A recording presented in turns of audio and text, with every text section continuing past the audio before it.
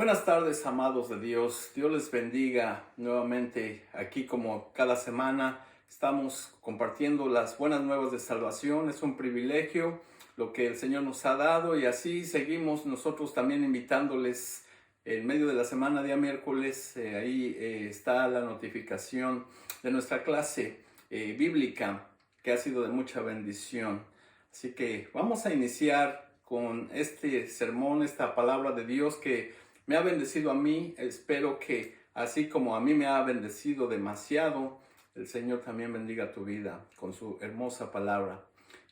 Oramos antes de comenzar, ¿por qué no? Pidámosle al Señor que nos acompañe en este momento que vamos a recibir su hermosa palabra. Amén. Padre amado, gracias por este tiempo, mi Dios. Gracias por este privilegio que nos permites escuchar tu palabra. Y Padre, que nosotros podamos seguir siempre perseverando en todo momento y siempre, Señor, estar en contacto, escuchando tu palabra, tus palabras de vida que nos alimentan. Padre, pon en nosotros lo que nos hace falta, Señor. Nosotros somos el vaso y tú eres el buen alfarero que nos hace y nos reconstruye a cada momento. Dejamos en tus manos este momento, mi Dios, que tu Espíritu Santo nos dirija a toda verdad, en el nombre poderoso de tu Hijo amado Jesús. Amén.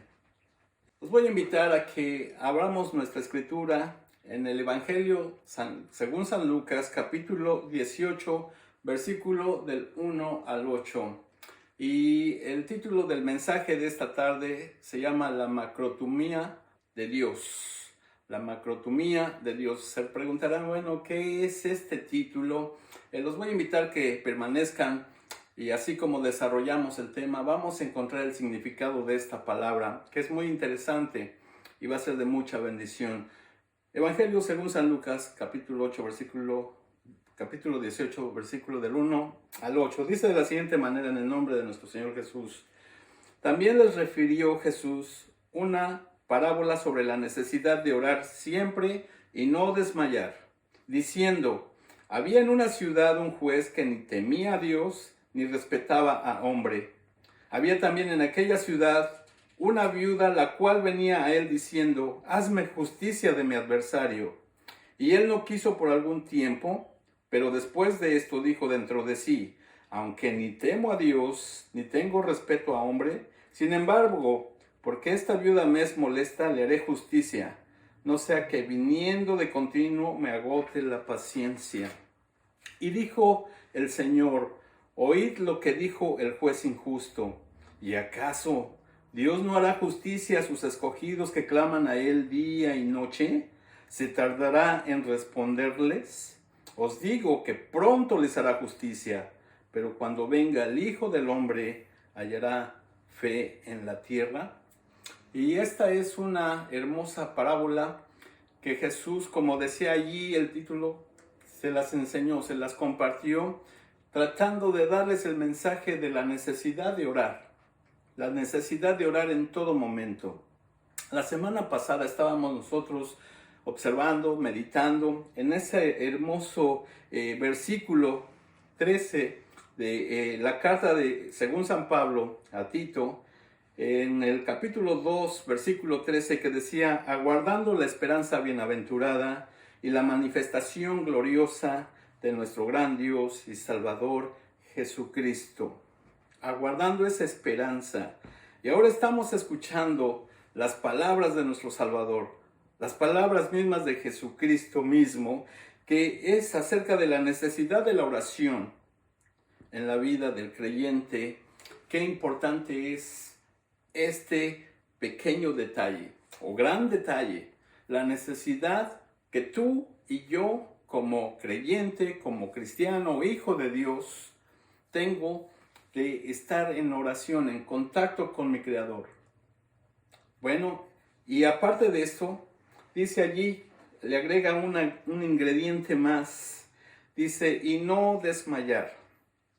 El versículo 1 decía eso de la siguiente manera, también les refirió Jesús una parábola sobre la necesidad de orar siempre y no desmayar.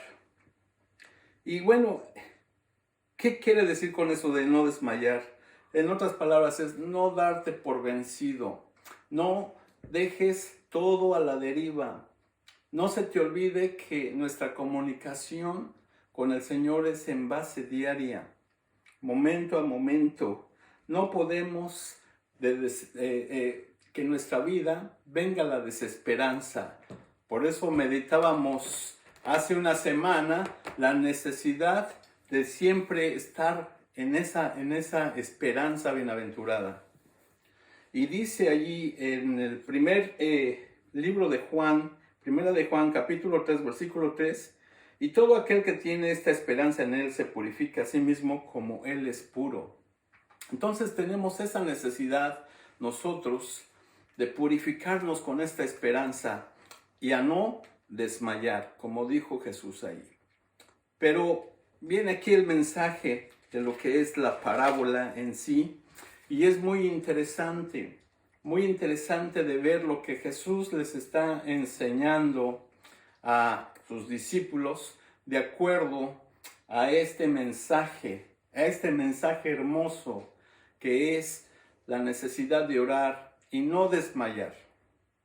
Y está basado en esta ejemplificación de este juez. Dice allí en el versículo 2, había en una ciudad un juez que ni temía a Dios ni respetaba a hombre. Aquí Jesús nos está introduciendo, nos está poniendo la personalidad de esta persona que era un servidor del gobierno, el cual se encargaba en su rol de impartir justicia, ¿no es cierto? Y este juez, ahí dice que era una persona que tenía un cargo de responsabilidad. Su trabajo era el de administrar justicia. Y además, no solamente eso, sino aplicando las leyes que aplicaban para ese gobierno de esa ciudad. Pero este juez no temía ni a las personas, ni tenía el más mínimo respeto por lo que era Dios. Ahí lo dice. Y este juez no respetaba a las personas, ni mucho menos tenía temor a Dios. Hemos visto en nuestras sociedades este tipo de servidores, ¿no es cierto? Y bueno, este juez era déspota, prepotente y posiblemente muy corrupto. Algo como casualidad, ¿verdad? Que nos impacta en nuestras sociedades, en nuestros países, este tipo de jueces, de servidores que no nos dan lo que nosotros cuando vamos a pedirles justicia. Si hay algo que vayamos cuando caemos en las garras de un ratero, un asalto, etc., y vamos y tocamos las puertas de aquellos que proveen la justicia, lo menos que encontramos y que nos proveen es la justicia, ¿no es cierto? Y aquí tenemos algo parecido con la realidad. Hoy en día es un tema muy importante de que el mundo entero a nivel mundial, en donde quiera hay injusticia. Estamos viviendo en un sistema corrupto, hablando de un gobierno que aplica en diferentes sociedades, pero la gente, los ciudadanos, no tienen acceso a la justicia. Dice el verso 3, había también en aquella ciudad una viuda, la cual venía a él diciendo, hazme justicia de mi adversario. Esta viuda, en aquellas sociedades normalmente el varón es el que siempre se enfrenta a los negocios, a los proyectos. El varón es el que lleva la iniciativa, el que lleva, ¿verdad?, la dirección del hogar. En este caso, vemos a esta viuda que va a tocar las puertas y va a pedirle a este juez que le haga justicia. Sin embargo, no había familiares, el esposo obviamente murió, hijos varones posiblemente no tenía, hermanos tampoco, primos. Era una viuda en su total desamparo. No había quien la defendiese. Y ahí tenemos esta historia, que va esta mujer y hay en esta historia algo hermoso que vamos a ver. Dice el verso del 4 al 5, y él no quiso por algún tiempo, ¿quién? El juez. Y él no quiso por algún tiempo hacerle justicia. Pero después de esto dijo dentro de sí, ahí está. El juez pensó, aunque ni temo a Dios, ni tengo respeto a hombre, sin embargo, porque esta viuda me es molesta, le haré justicia, no sea que viniendo de continuo me agote la paciencia. Entonces, estamos viendo lo que ahora el juez está pensando de sí mismo. Y Jesús lo está describiendo. Y dice, pues bueno, ahí están sus palabras. Lo que está pensando este juez. Aunque ni temo a Dios, ni tengo respeto a hombre, lo está aceptando. Sin embargo, porque esta viuda me es molesta. Esta palabra molesta tiene que ver con esa palabra en griego que se llama kopos. Y el significado de esta palabra es me fastidia, me tiene exhausto, harto. Ya no la aguanto, ya no la soporto verla diariamente que viene y me toca la puerta. Y entonces dice, por esta causa le haré justicia, no sea que viniendo de continuo me agote la paciencia. Entonces la personalidad de este servidor, de este juez, no le importaba el hombre en lo más mínimo. Se supone que su trabajo era que impartiese justicia, pero no le importaba. Y más allá le causaba molestia, fastidio, cansancio. Y se supone que ese era su trabajo, ¿no es cierto? Pero vamos más adelante y dice ahí también que sin embargo dice, le haré justicia, no sea que viniendo de continuo me agote la paciencia. Y eso viniendo de continuo, aquí en este país hay una palabra que se llama harassment. Y es lo que describe esta palabra. Esa palabra es como tipo acoso. Es una palabra que ya sientes la presión. Sientes allí esa forma de que la persona está encima de ti, te está siguiendo. Esa palabra que viene de este verso 5 es una persona sin el más mínimo afecto. Es una persona sin compasión alguna. Su única preocupación es su bienestar. Su única preocupación de esta persona es que nadie lo moleste y estar cómodo. ¿Y qué sucede cuando viene esta viuda? Lo saca de su comodidad, lo saca de esa zona de confort, como le llaman.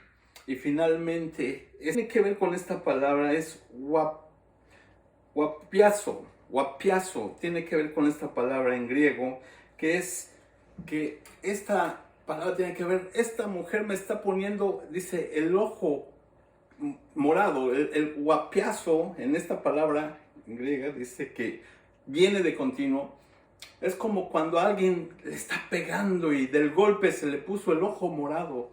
Y en otras palabras está diciendo, esta mujer me está molestando, ya me está pegando, me tiene fastidiado, harto, exhausto, desgastado. Y así es como estaba este juez. Y dice, ya estoy harto, y de tal forma que ahora, para quitármela de encima, le voy a hacer justicia. Y le hizo justicia, no porque quisiera beneficiar a la viuda, sino para quitársela de encima. Y ahí viene Luz a enseñarnos. Y dice, en el verso 7, les hace un par de preguntas. Desde el verso 6. Y dijo el Señor, oíd lo que dijo el juez injusto. ¿Y acaso Dios no hará justicia a sus escogidos que claman a Él día y noche? ¿Se tardará en responderles? Os digo que pronto les hará justicia. Y aquí es donde llegamos al tema del por qué esta aparente tardanza. ¿Por qué se demora la justicia en llegar? Parece ser que es la tendencia de que buscamos justicia, estamos pidiendo justicia y pareciera ser que la justicia jamás nos llega. Y ahí es exactamente donde estriba lo que es el título de esta tarde, la macroeconomía de Dios. Y tiene que ver con el título de hoy porque estamos hablando, en otras palabras, que ese título es la paciencia de Dios. La macroeconomía de Dios es la paciencia de Dios. Y esta palabra es una palabra muy interesante porque tiene varias variantes, valga la redundancia. Es una palabra que tiene 3 significados, que es upamone, que es un sufrimiento, es una constancia para soportar las pruebas. También hay otra que se llama anokai, que es retrasar el castigo. Y hay la que estamos viendo hoy, la macroeconomía, que es una actitud que va hacia las personas y tiene que ver con poner muy de lejos el enojo. Y eso tiene que ver con la paciencia. Upamoni lo encontramos en Santiago, capítulo 5, versículo 11, que es la paciencia para sufrir, para soportar la prueba. Y dice ahí en Santiago, capítulo 5, versículo 11, he aquí que tenemos por bienaventurados a los que sufren. Habéis oído de la paciencia de Job y habéis visto el fin del Señor, que el Señor es muy misericordioso y compasivo. Y ahí está esa palabra upamoni, que tiene que ver con la paciencia para sufrir, para soportar. Romanos 5:3 dice, y no solo esto, sino que también nos gloriamos en las tribulaciones, sabiendo que la tribulación produce upamoni, paciencia. Anokai es retrasar el castigo. Es decir, que tú tienes el derecho de ejecutar la venganza, el castigo, pero esta palabra te sostiene de ejecutarlo. Romanos 3:25 dice, a quien Dios puso como propiciación por medio de la fe en su sangre, para manifestar su justicia a causa de haber pasado por alto en su paciencia los pecados pasados. Ahí tenemos esta palabra actuando, anokai, Romanos 2:4 dice, o menosprecias las riquezas de su benignidad, paciencia y longanimidad, ignorando que su benignidad te guía al arrepentimiento. Ahí está esa palabra, pero a la que vamos esta tarde es esa palabra macroeconomía, que es esa actitud respecto a las personas en cuanto a la paciencia, y esta le aplica a Dios. Es una actitud de paciencia donde Dios pone su ira, su enojo lo más lejos, lo más apartado. Cuando merecíamos el castigo, dice que Dios, ahí en Éxodo, dice, Dios es tardo para la ira, pero grande en misericordia. La pone la ira lo más lejos posible, de tal forma de que tú y yo alcancemos misericordia. ¡Qué precioso! Ahí está lo que encierra esta palabra macroeconomía.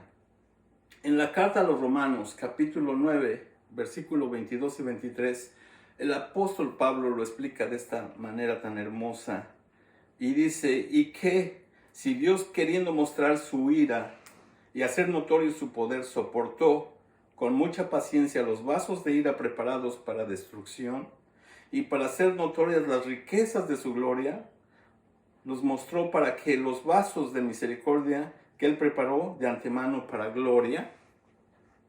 Es decir, que Dios está poniendo su ira en pausa, lo más lejos, lo más apartado.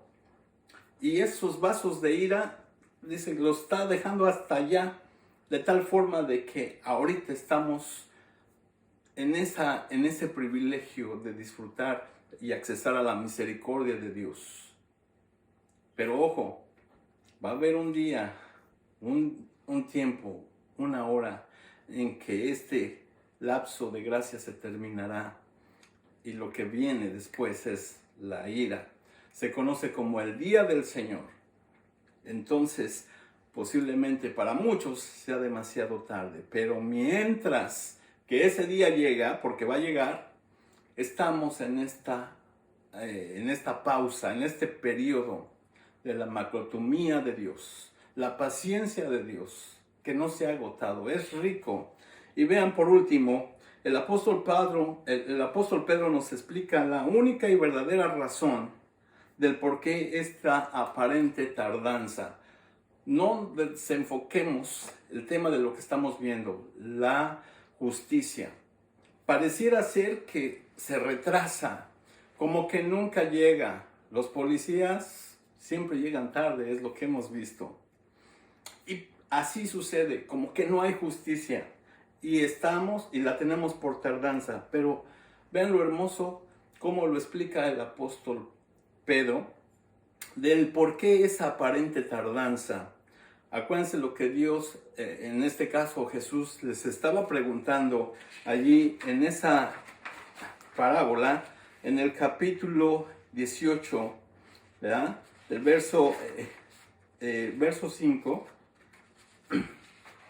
cuando dice, verso 7, dice, ¿y acaso Dios no hará justicia a sus escogidos que claman a Él día y noche?